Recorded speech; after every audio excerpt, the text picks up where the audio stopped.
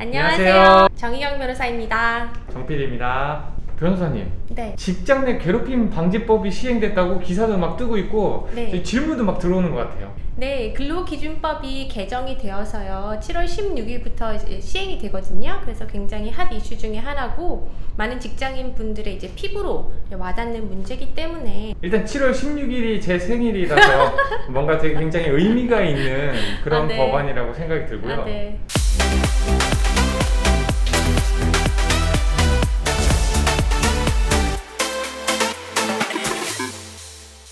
직장 내 괴롭힘의 그 개념이라는 게 사용자 또는 근로자가 직장에서의 지위 또는 관계 등의 우위를 이용하여 업무상 적정 범위를 넘어 다른 근로자에게 신체적, 정신적 고통을 주거나 근무 환경을 악화시키는 행위, 이렇게 써 있어요, 정확하게. 네.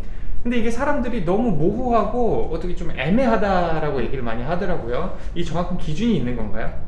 네, 일단은 이게 근로기준법 법률상의 개념이에요. 그래서 법률상의 개념은 어느 정도 이제 입법자가 예측하지 못한 사회적인 어떤 돌발 이슈들 이런 걸 다 포섭하기 위해서 좀 약간 모호하고 일반적으로 규정을 해놓는 게 뭐 많거든요. 그래서 이 개념만 뭐 특별히 모호하다 그런 것보다는 일단 한계가 있다, 법률상의 개념이기 때문에 아직은 판례가 이제 안 쌓였죠. 이제 막 시행된 거니까. 그래서 유권 해석을 찾기는 어렵지만 대신에 일반인들이 좀 쉽게 이 개념을 해석할 수 있도록 고용노동부가 이제 매뉴얼을 배포를 했습니다. 고용노동부 홈페이지 가시면 누구나 다 다운받을 수가 있거든요. 그래서 이 안에 외국의 입법례 같은 것도 참조를 해서 행위 예시들이 쭉 나와 있으니까 이 부분 좀 참조를 하시면 될 것 같습니다. 시행이 되고 나서 또 분쟁이 있고 그 분쟁이 법원으로 가고 그래서 판단이 이제 법원에서 나와야지만 그걸 이제 최종적인 유권 해석으로 볼 수 있기 때문에 그 전까지는 주무관청인 고용노동부가 내놓은 해석이 어느 정도 기준이 될 수밖에 없습니다. 일단 고용노동부가 생각하는 그 괴롭힘의 예시가 좀 궁금한데요. 쌍욕 같은 거는 당연히 괴롭힘이겠죠. 그런데 그 욕은 아니고 사람을 좀 조롱하거나 비하하는 그런 식의 말들 있잖아요. 네. 예를 들자면 정 PD, 너는 머리를 폼으로 달고 다니냐? 넌 얼굴만 잘생겨서 왜 할 줄 아는 게 없어? 이런 거 있잖아요. 죄송합니다. 네. 네, 그런 것도 직장 내 괴롭힘의 한 예시가 될 수 있습니다. 일단은 다른 사람들 앞이나 온라인상 모욕감을 주는 행위라는 부분이 있고요. 또 정당한 이유 없이 업무 능력이나 성과를 인정하지 않거나 조롱하는 것, 이런 것도 다 포함이 되어 있습니다. 그래서 별 이유 없이 인격을 조롱하고 막 너는 머리를 장식으로 달고 다니냐, 너는 왜 일을 안 하냐, 일을 하고 있음에도 불구하고 이렇게 트집 잡아서 비하하는 경우 충분히 직장 내 괴롭힘이 될 수가 있습니다. 네. 또 제 경험에 비춰봤을 때 정말 괴로운 것 중에 하나가 자꾸 잡일을 시키거나 내 업무랑 상관없는 그런 업무를 시킨다거나, 그러니까 근로계약서에 써있지 않은 그런 업무, 혹은 내가 입사해서 이렇게 쭉 해오던 그 정해진 업무가 있는데 그거랑 상관없이 자꾸 다른 일을 시키는 거는 괴롭힘에 해당이 될 수 있을까요?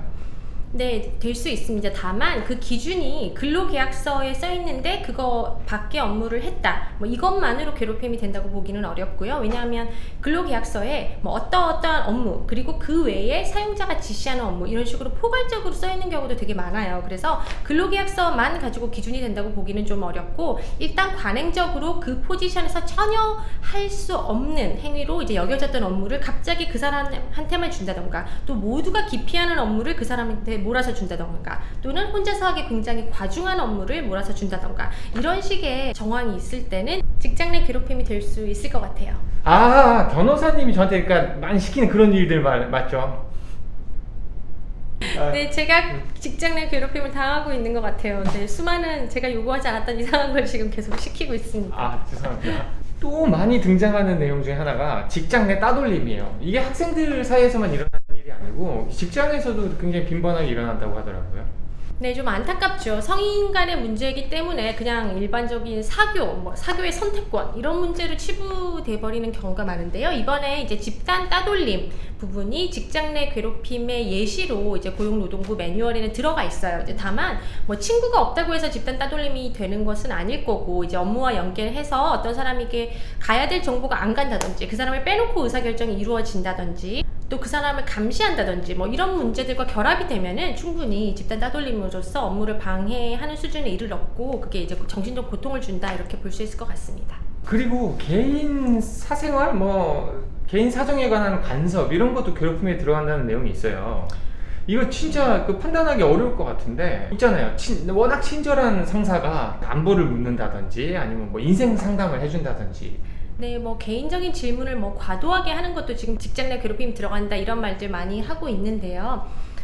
회사 생활을 하면서 보내는 시간이 사실 8시간 또는 그 이상이 될 텐데 어떻게 뭐 서로에 대해 사생활을 아예 안 물을 수가 있겠습니까? 이제 근데 그 수준을 이제 넘어야 되는 거죠. 이제 예시를 들어보자면 어떤 개인적인 질문이 어떤 성희롱에 해당하거나 아니면 뭐 그 사람의 독특한 개인 상황을 빌미로 해서 어떤 차별적인 발언을 하거나 아니면은 개인사를 가지고 뒷담화를 한다던가 아니면은 상대방과 나의 어떤 사적 관계를 이용해서 심부름을 시키던가 뭐 여러 가지 그런 부가적인 상황들이 결합이 되면은 충분히 괴롭힘이 될 수 있을 거예요. 제가 최근에 저 직장 내 괴롭힘 관련 기사에서 진짜 많이 본 게 직장 내 괴롭힘 하면 형사처벌 받는다 이렇게 자극적으로 제목들이 달려있던데 그게 진짠가요? 예를 들어서 김대리 너 임마! 철컹철컹 이렇게 가는 건가요? 네, 이 부분은 좀 잘못 알려진 바가 있습니다. 괴롭힘을 한 상사나 동료 이런 행위자들이 처벌을 받는 게 아니고요. 괴롭힘을 당한 피해자가 내가 피해 사실을 이제 회사에 신고를 했을 때 그런 피해 사실 신고를 이유로 피해자에게 오히려 불이익을 주는 경우가 있습니다. 뭐 지방으로 발령을 낸다든지 아니면은 승진해서 불이익을 준다든지 이런 식으로 불이익을 줬을 때 그 불이익을 준 자에 대해서 특히 사용자겠죠. 그런 경우에 형사처벌을 3년 이하의 징역 또는 3천만 원 이하의 벌금을 준다는 겁니다. 결국 행위자는 형사처벌 대상이 아니에요. 그런데 그 행위자랑 형사처벌을 받는 사람이 같은 사람일 수도 있잖아요. 행위자가 불이익까지 준다면은 네, 그렇죠. 그러니까 김 과장이 그렇게 괴롭혀 놓고서 나중에 김 과장이 얘를 저기 지하 사무실을 보낸다던가 이제 이런. 네, 그러면은 불이익을 줬기 때문에 형사처벌을 받게 되겠죠. 그렇게 이 신고로 인한 어떤 불이익을 네. 받았을 경우를 굉장히 강력하게 지금. 네, 맞습니다. 알겠습니다. 그러면은 그 가해한 사람, 가해자는 어떤 벌을 받는 건가요? 네, 기본적으로는 행위자는 회사 내에서 징계 책임을 받습니다. 지금 근로기준법이 얘기하고 있는 게 7월 16일까지 취업 규칙을 회사들이 다 개정을 해서 그 안에 이제 괴롭힘 신고를 받고 그 신고를 받고 나서 어떻게 처리를 할 것인가 이런 부분을 지금 넣으라고 얘기를 하고 있어요. 근데 그대로 이제 이상적으로 운영된다고 보면은 피해자가 피해 사실을 회사에 신고를 합니다. 신고센터가 따로 있어요. 그러면 그걸 접수를 받고 회사가 뭐 조사를 하던지 양자의 진술을 들어보든지 해서 피해자가 원하는 게 업무 분리 이런 거라면 분리를 시켜주고 또는 합의 뭐 어느 정도의 뭐 배상금 합의가 들어갈 수도 있겠죠. 뭐 합의를 원하면 합의를 도와주고 아니면은 가해자에게 징계 책임을 징계 절차에 따라서 내린다 이런 식으로 이제 절차를 좀 분리해서 할 수 있을 것 같습니다. 결국 가해자는 회사 내 징계 책임을 진다. 여기까지인 거죠. 형사처벌을 물론 받을 수는 있어요. 실제로 형법에 저촉이 되는 폭행이라든지 협박이라든지 명예훼손, 모욕 이런 것을 하면은 그거는 당연히 별도로 형사처벌이 되는 거고요. 그때는 이제 피해자가 경찰에 신고를 하거나 아니면 회사가 그 사실을 인지를 하고 수사기관에 고발을 하거나 그런 게 이제 추가적으로 있어야겠죠. 이게 벌써 시행이 된 거잖아요. 7월 네네. 16일에. 그러니까 회사들이 빨리 이거 취업 규칙을 정비하고 그 다음에 신고 절차를 마련을 해야겠네요. 네, 그렇죠. 이 법이 개정이 된 게 이제 1월이에요. 그래서 6개월 동안 유예 기간을 주고 취업 규칙을 이제 정비를 해라 이렇게 법이 얘기를 했는데 아직까지 뭐 반 정도도 그렇게 안 되고 있다고 이제 여론조사에 나왔습니다. 직장 내 괴롭힘 방지를 위한 예방 교육도 해야 되고 또 신고 절차도 만들어야 되고 실제로 신고센터를 운영하기 위한 그런 어떤 조직 구성도 좀 하셔야 되고 여러 가지 하실 일이 많을 거예요. 또 반대로 이제 현재 피해를 당하고 있는 그런 피해자분들이 계시다면 이분들은 어느 정도 증거를 수집을 해서 이제 본격적인 신고 절차에 들어가셔야겠죠. 근데 그 증거 같은 건 도대체 어떻게 수집을 해야 되는 걸까요?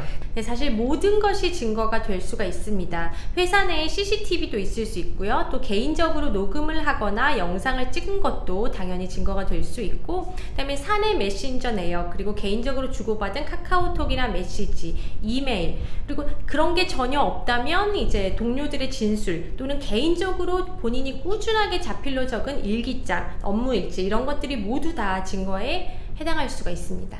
그 중요한 거네요. 이거 받아 적어야겠습니다. 네. 이제 이런 법이 시행이 되면서 상사분들이 좀 괴로워하시는 것 같아요. 야, 이래가지고 회사 다니겠냐? 이거 뭐 까딱 잘못하면은 회사 잘리고 형사처벌 받을 수도 있고 막 이제 이런 소리 하시는데, 반대로 생각해 보면 그동안 그 상사들의 무수한 갑질과 괴롭힘을 당해온 우리 말단 사원들, 뭐 말단 사원이 아닐 수도 있겠지만 이 말단 사원들의 그런 마음을 생각하면은 그렇게 생각하시면 안 되겠죠. 네, 뭐 근로기준법의 개정 취지가 이제 회사 내에 있는 여러 가지 종류의 어떤 생활 권력들, 뭐 법으로 정해놓은 권력의 차이도 있겠지만 사실은 같은 직급에서도 여러 가지 이유로 또 권력이 발생할 수가 있거든요. 이렇게 모든 면에서 그런 우리가 피부로 느끼는 생활 권력의 차이를 좀 해소하려는 그런 부분이 있는 것 같아요. 그래서 만약에 이런 직장 내 괴롭힘에 대한 규정을 보시고 이거 너무 살벌하다, 너무 빡빡하다, 이거 무서워서 무슨 행동이라도 제대로 하겠느냐라는 느낌이 드신다면 아무래도 그런 분들은 내가 그동안 굉장히 편한 위치에, 일종의 갑의 위치에 있었구나 라는 생각을 조금 상기를 하시고 나와 다른 입장에 있는 사람도 있을 수 있다, 그냥 이렇게 좀 상대적으로 생각을 해주시면 좋을 것 같아요. 변호사님의 입장이랑 제 입장 이게 비슷한 거군요. 그러니까요, 이 좋은 세상을 만들려고 이제 이런 법을 만드는 거잖아요. 네, 이런 직장 내 괴롭힘에 대한 지나친 규제가 어떤 회사에도 안 좋은 영향을 끼칠 것이다, 이런 예측도 있을 수는 있어요. 하지만 또 반대로 생각해보면 직장 내에서 어떤 평등하고 민주적인 그런 의사소통으로 인해서 경영 성과가 더 올라가는 그런 사례들도 많이 있기 때문에 오히려 어떤 쇄신을 하는 계기로 또 삼아야 되지 않을까 싶네요. 맞습니다. 뭐 구글 이런 데 보면 다 친구라 그러는데 변호사랑 PD도 다 친구고 그렇다고. 우리 친구잖아요. 예.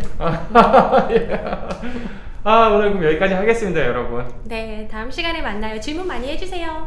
안녕.